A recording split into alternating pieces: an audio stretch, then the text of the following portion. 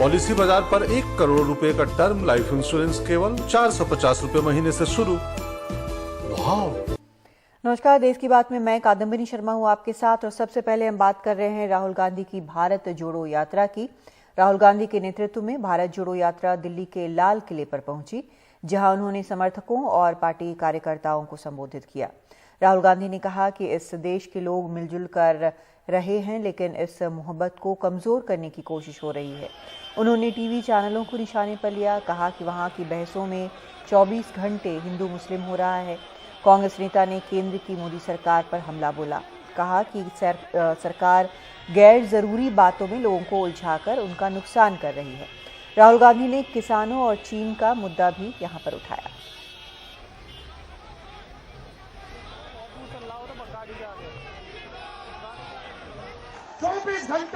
24 घंटा हिंदू मुस्लिम, हिंदू मुस्लिम, हिंदू मुस्लिम, हिंदू मुस्लिम, हिंदू मुस्लिम। ये सच्चाई नहीं है भाई और बहनों। मैं चला हूं कन्याकुमारी से यहां तक, ये सच्चाई नहीं है। ये मीडिया में चलाया जाता है, फैलाया जाता है। ये देश एक है। इन सड़कों पे लाखों लोगों से मिला हूं। सारे के सारे एक दूसरे से मोहब्बत करते हैं, प्यार करते हैं, गले लगते हैं। तो जब कोई आपका जेब काटता है तो वो क्या करता है? सबसे पहले उसे क्या करना पड़ता है? पहले वो आपके ध्यान को इधर करता है, आपके ध्यान को लेकर उधर ले जाता है। भाई और बहनों, ये जो करा जा रहा है आपके ध्यान को हटाने के लिए किया जा रहा है।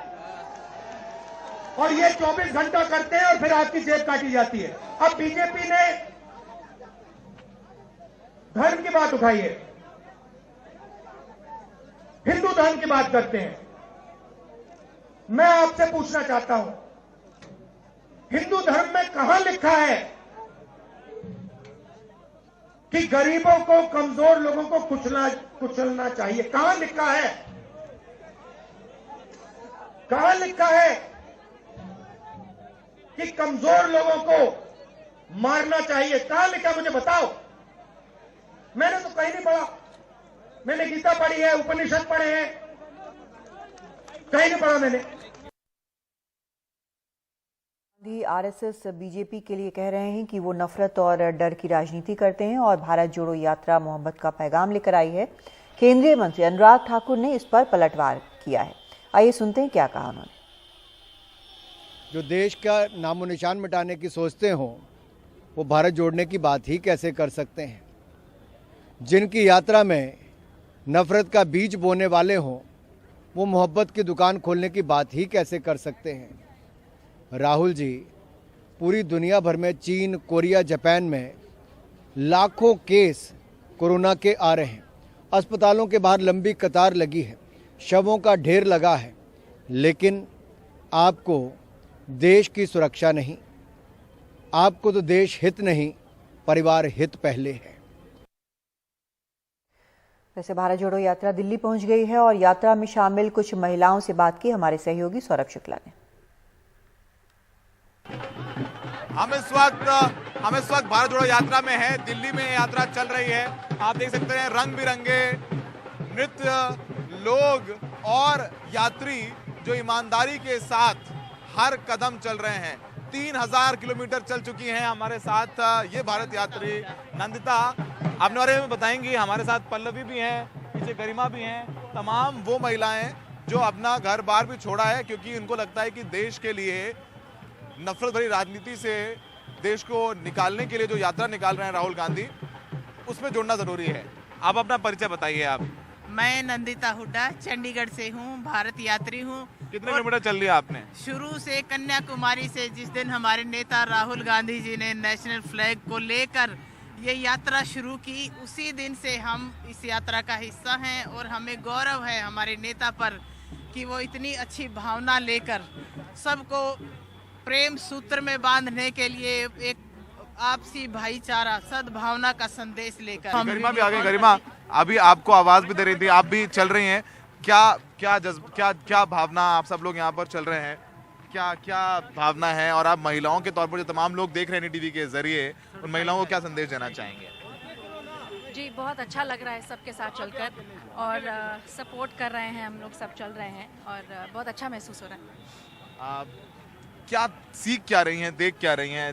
काफी आम लोग जो देख रहे हैं कि हम लोग आज देख रहे हैं कि कार्यकर्ता तो हैं, आम लोग जो हैं दिल्ली से वो आके जुड़ रहे हैं, यात्रा में अपना समर्थन दे रहे हैं। क्या बात कर रहे हैं वो आपसे, कुछ पूछ रहे हैं, आप उन्हें क्या बता रहे हैं? जी भारत जोड़ने के लिए कह रहे हैं। क्या क्या संदेश देना चाहेंगे जो घर में महिलाएं हैं आपको देख रहे हैं, उनको क्या कहना चाहेंगे आप? सारी मेरी बहनों को कहूँगी कि ये जो यात्रा है ये हम सब के एकता के लिए, देश के भविष्य के लिए, हमारे बच्चों के भविष्य के लिए है।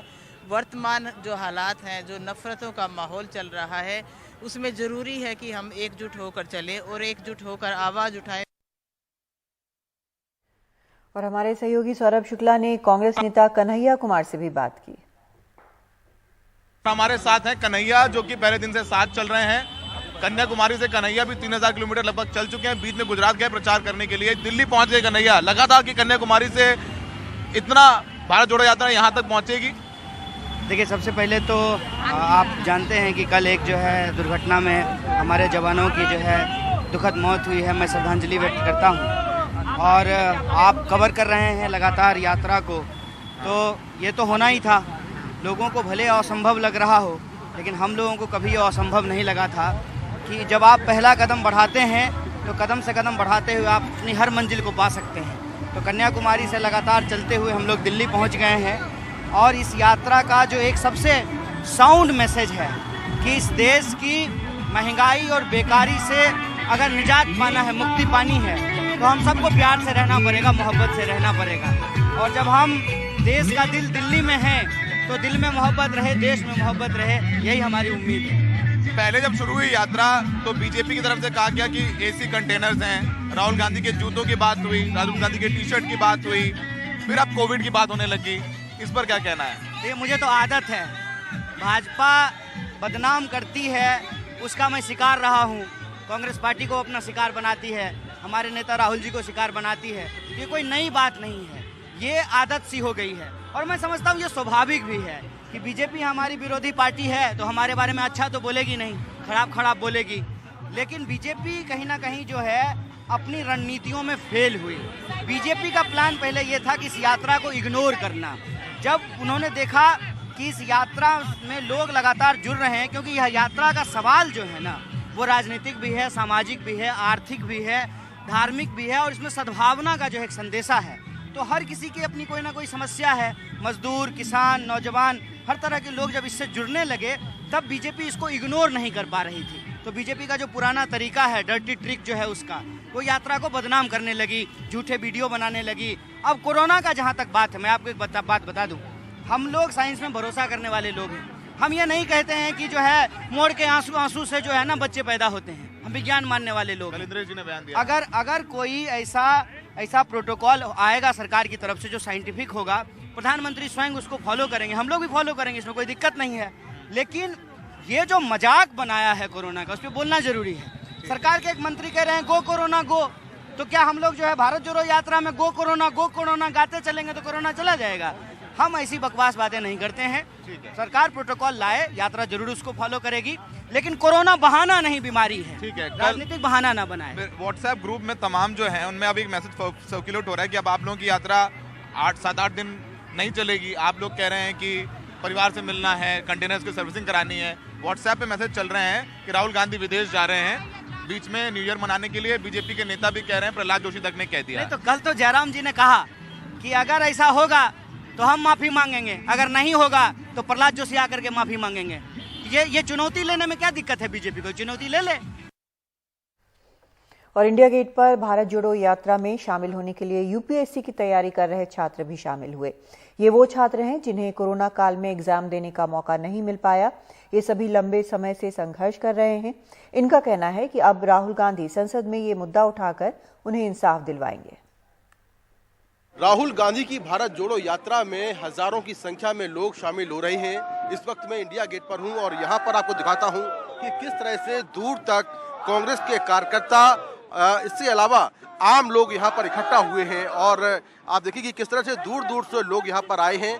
इंडिया गेट का आउटर सर्कल है ये, तो कांग्रेस के कार्यकर्ता आम लोग तो यहाँ पर इकट्ठा हुए ही हैं, लेकिन मैं आपको एक और तस्वीर दिखाता हूँ कि यहाँ पर जो छात्र यूपीएससी की तैयारी कर रहे हैं और लंबे समय से एग्जाम देने के लिए संघर्ष कर रहे हैं, वो भी भारत जोड़ो यात्रा में शामिल हो गए हैं। मैं कुछ लोगों से बात करता हूं जो यहाँ पर इकट्ठा हुए हैं। अच्छा, ये बताइए कि ये तो भारत जोड़ो यात्रा है, आपका क्या काम है यहाँ पर? सर, हम लोग यूपीएससी एस्पिरेंट हैं और आपको पता है कि 2 साल से हम लोग कोविड की वजह से जो 2020 में 2021 में स्टूडेंट्स को नुकसान हुआ यूपीएससी एस्पिरेंट को, जो आईएएस आईपीएस का इम्तहान होता है, तो उनके लिए हम यहाँ पे डिमांड के लिए आए हैं कि भाई उनको कंपनसेटरी अटेम्प्ट मिलना चाहिए। और सरकार ने उनको आश्वस्त किया था 2020 में जब एग्ज़ाम हुआ था, तो सरकार को ये डिमांड पूरी करनी चाहिए ताकि सभी एस्पिरेंट्स को एक बार मौका मिले और फिर ये 2023 में अपनी परीक्षा एक बार दे सकें। हमारे साथ जितने भी हमारे सहयोगी हैं, आप उनसे बात कर सकते हैं। सर हैं, सिरचंदू जी हैं और 4 बार इंटरव्यू फेस कर चुके हैं सर, मनोज जी तो, और नेहरा जी हैं, अर्पिता जी हैं। तो सभी एस्पिरेंट एक ही डिमांड को लेकर के आए हैं कि सबको एक चांस तो कोरोना की वजह से देना चाहिए। स्टेट सर्विसेज ने भी दिया है और तमाम आपने देखा अभी एसएससी जीडी वालों को भी मिल गया, आर्मी वालों को भी मिल गया, आईआईटी जेई वालों को भी मिल गया है, तो और कम से कम 16 स्टेट दे चुकी हैं। अच्छा, ये बताइए कि आप लोग लंबे समय से संघर्ष कर रहे हैं अपनी मांगों को लेकर, इस यात्रा में शामिल हुए आप, लगता है कुछ फायदा होगा इससे?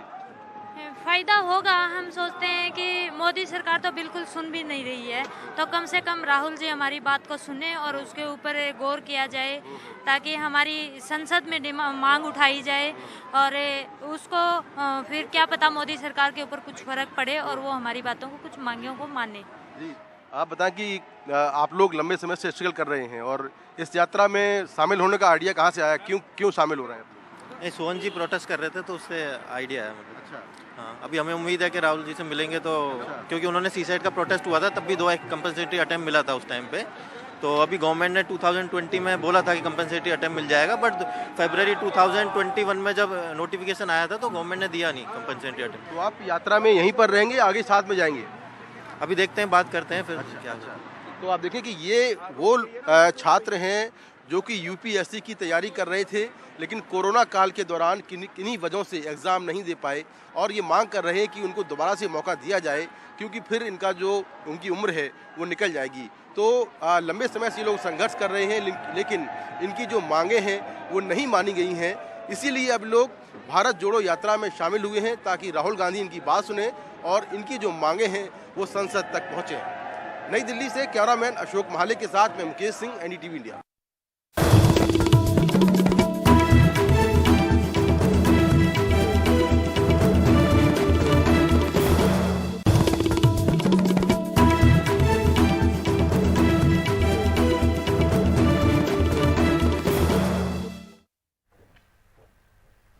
मथुरा जिला कोर्ट ने श्री कृष्ण जन्मभूमि और शाही ईदगाह विवाद में पुरातत्व विभाग से ईदगाह का सर्वेक्षण कराने का आदेश दिया है। 2 जनवरी से ईदगाह का अमीन सर्वेक्षण शुरू होगा। हिंदू पक्ष की अपील पर अदालत ने यह आदेश दिया है। आरोप के मुताबिक औरंगजेब के आदेश पर मंदिर तोड़कर ईदगाह बनाई गई थी। इस मामले में अगली सुनवाई 20 जनवरी को होगी। इस पर और जानकारी दे रहे हैं हमारे संवाददाता सौरभ शुक्ला।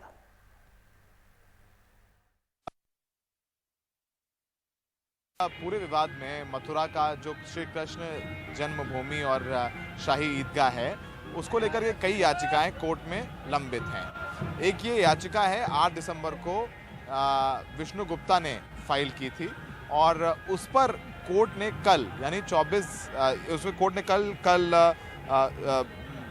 कल ये फैसला सुनाया है कोर्ट ने, मथुरा कोर्ट ने, जिसपे कोर्ट ने आदेश दिया है कि जो शाही मस्जिद है उसका अमीन द्वारा सर्वे कराया जाएगा, यानी कोर्ट के कमिश्नर द्वारा सर्वे कराया जाएगा और 20 तारीख तक कोर्ट के सर्वेयर को अपनी रिपोर्ट मैप के साथ कोर्ट में दाखिल करना होगा।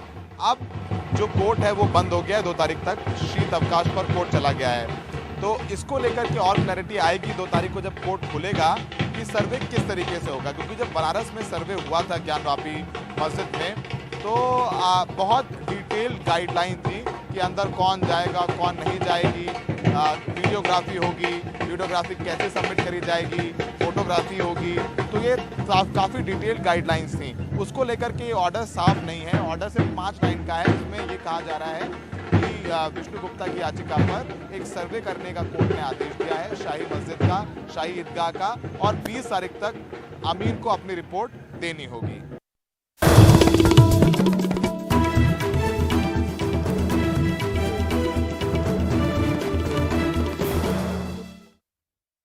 कैबिनेट की बैठक में 80 करोड़ से ज्यादा गरीबों को 1 साल तक मुफ्त राशन देने का ऐलान किया गया है।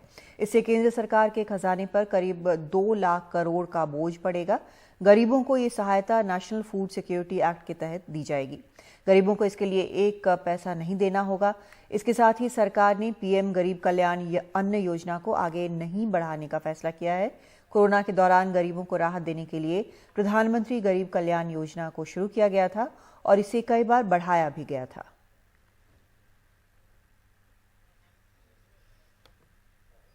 जो एक निम्नवती जो रिक्शा चलाने वाला, ठेला चलाने वाला जो है, जो गाड़ी चलाने वाला, उसके लिए बहुत फायदेमंद हुआ है। इससे फायदा मिलेगा गरीब आदमी को। कोविड प्रोटोकॉल अब चालू होगा, इसके लिए मोदी सरकार ने बहुत बहुत बहुत अच्छा काम किया है। मोदी जी बहुत बढ़िया किए हैं। गरीब आदमी के लिए 1 साल के लिए बढ़ा दिए तो हम लोग का सुविधा हुआ गरीब आदमी का। ये तो मोदी जी 1 साल और बढ़ा दिए कोरोना का चलते। हम उनको धन्यवाद करना चाहेंगे मोदी जी को कि उन्होंने ये सब बिल पास किया हम गरीब लोगों के लिए, तो उनके आभारी हैं हम लोग बहुत खुश हैं कि कोविड के बाद से उन्होंने हम लोगों को हेल्प किया है और अभी फिर से कर रहे हैं, तो हम लोग बहुत हेल्पफुल हुए उसके